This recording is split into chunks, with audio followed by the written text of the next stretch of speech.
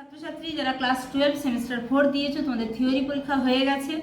প্র্যাকটিক্যালের জন্য আমি অলরেডি যেটা করিয়েছি সেটা হচ্ছে একটা আয়তলেখ ডেটা দিয়ে তারপর গ্রাফ পেপারে এঁকে করিয়ে দিয়েছি পুরোটা।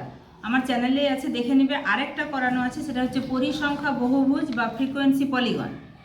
আরও একটা করা আছে, সেটা হচ্ছে সরল স্তম্ভচিত্র বা সমানুপাতিক বৃত্ত। সেখানেও পশ্চিমবঙ্গের বিভিন্ন জেলার 2011 সালে জনসংখ্যার ডেটা দিয়ে এই সরল স্তম্ভচিত্রও করা আছে, সমানুপাতিক বৃত্তও করা আছে। আর একটা করা আছে, সেটা হচ্ছে প্রবাহ চিত্র অঙ্কন। ক্লাসে এগুলো হয়েছিল। তারপর যে নির্দিষ্ট ডেটা দিয়ে করিয়েছি সেটা অবশ্যই দেখে নেবে, তোমাদের প্র্যাকটিক্যাল পরীক্ষার জন্য অবশ্যই কাজে লাগবে। এরপরে আমরা যেটা করব সেটা হচ্ছে 6-এর থার্মোমিটার থেকে গরিষ্ঠ এবং লঘিষ্ঠ থার্মোমিটার। দেখি আমাকে একটু থার্মোমিটারটা দে। এইটা হচ্ছে থার্মোমিটার যন্ত্রটা। এখানে তোমরা সর্বোচ্চ এবং সর্বনিম্ন উষ্ণতা পাঠ করবে। পারদ যতটা উঠেছে সেখানে সর্বনিম্ন কতটা উঠেছে, সর্বোচ্চ কতটা উঠেছে। আজকে সারাদিনের টেম্পারেচার ধরো সর্বনিম্ন 20 ডিগ্রি, সর্বোচ্চ 30 ডিগ্রি সেন্টিগ্রেড, সেটা তোমরা থার্মোমিটারে দেখতে পাবে। এরপর তোমাদেরকে দেখাবো কিভাবে সেটা খাতায় নথিভুক্ত করবে। তাহলে এখানে তোমরা যন্ত্রপাতিটা থেকে পাঠ নিয়েই নিয়েছো, আর সেটা যেটা খাতাতে তোমরা নথিভুক্তকরণ করবে তার জন্য একটা কিন্তু চার্ট তৈরি করতে হবে। এভাবে উপরে হেডিং করবে 6-এর থার্মোমিটারে পাঠ গ্রহণ, তার নিচে লিখবে সর্বোচ্চ ও সর্বনিম্ন তাপমাত্রা নথিভুক্তকরণ। অ্যাকচুয়াল এটাই করতে হয়, সর্বোচ্চ এবং সর্বনিম্ন তাপমাত্রাটা থার্মোমিটার তোমাদের স্কুলে দেবে, থার্মোমিটার থেকে নথিভুক্ত করবে। আমরা এখন যেটা নথিভুক্ত করলাম, এখানে স্কুলের নাম বা পর্যবেক্ষণ স্থান, আমরা যেহেতু স্কুলে বসে করছি, আমার স্কুলের নাম নান্দারিয়া শাস্ত্রী স্মৃতি বিদ্যাপীঠ। আমাদের ছাত্রী করেছে মেজামিন আরা, শ্রেণী দ্বাদশ, রোল নাম্বার লিখেছে। এই রকমভাবেই ছকটি কিন্তু একটুও ছাড়া যাবে না। এই ছকের উপরে তুমি কোথায় করছো, কোন সময় করছো, তার তারিখটা এবং অবশ্যই সময়টা উল্লেখ করতে হবে, না হলে কিন্তু টেম্পারেচারটা মিলবে না। যেমন আমরা করছি এটা 7 তারিখে, মার্চ মাসের 7 তারিখে, সময় দুপুর 1টা। এখানে থার্মোমিটারে আমাদের সর্বোচ্চ তাপমাত্রার পাঠ দেখাচ্ছে 35 ডিগ্রি এবং সর্বনিম্ন তাপমাত্রার পাঠ দেখাচ্ছে 22 ডিগ্রি সেন্টিগ্রেড। 35 ডিগ্রি সেন্টিগ্রেড যেটা, সেটাই হচ্ছে সর্বনিম্নতে 22 ডিগ্রি সেন্টিগ্রেড।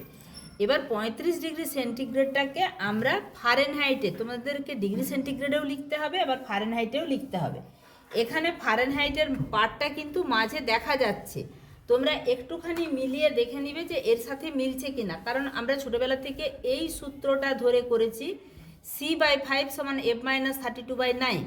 এখানে সি সেন্টিগ্রেডের তাপমাত্রা 22, 22/5, এখানে F-32/9। এবার কোনাকুনি যে গুণ করে ক্যালকুলেশন করি, সেখানে 5F = 198 যুক্ত 160 আর F সমান এই দুটোর যোগফল 358/5 করে 71.6 ডিগ্রি ফারেনহাইট।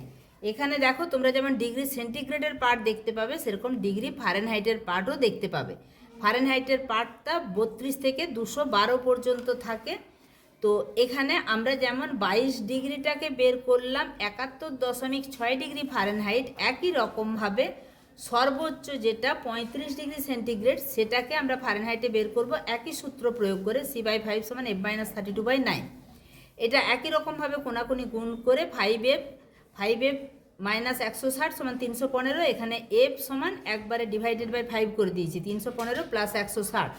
এটা করতে 475/5 = 95 ডিগ্রি ফারেনহাইট। তার মানে 35 ডিগ্রি সেন্টিগ্রেড যেটা, সেটাই হচ্ছে 95 ডিগ্রি ফারেনহাইট। এখানে আরেকটা, অর্থাৎ এটা বেরোলো সর্বোচ্চ, এবং আমাদেরকে ছকে এটা লিখেও নিতে হবে, সর্বনিম্ন পাঠ কিসে, ফারেনহাইট স্কেলে।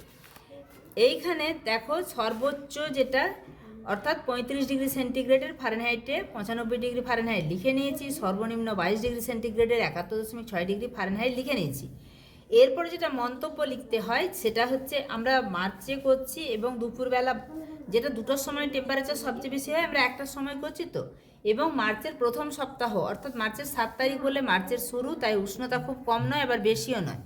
এখানে উষ্ণতার প্রসর বের করতে হবে। উষ্ণতার প্রসর মানে সর্বোচ্চ মাইনাস সর্বনিম্ন সমান 13 ডিগ্রি সেন্টিগ্রেড, অর্থাৎ 35 ডিগ্রি সেন্টিগ্রেড - 22 ডিগ্রি সেন্টিগ্রেড। এবার উষ্ণতার গড় সর্বোচ্চ প্লাস সর্বনিম্ন / 2, 35 প্লাস 22 ডিভাইডেড বাই 2 সমান 57/2 ডিগ্রি সেন্টিগ্রেড সমান এখানে উষ্ণতার গড় লিখবে 28.5 ডিগ্রি সেন্টিগ্রেড। ব্যাস, তাহলে কিন্তু এই যে 6-এর থার্মোমিটারের পাঠ গ্রহণ এটা হয়ে গেল।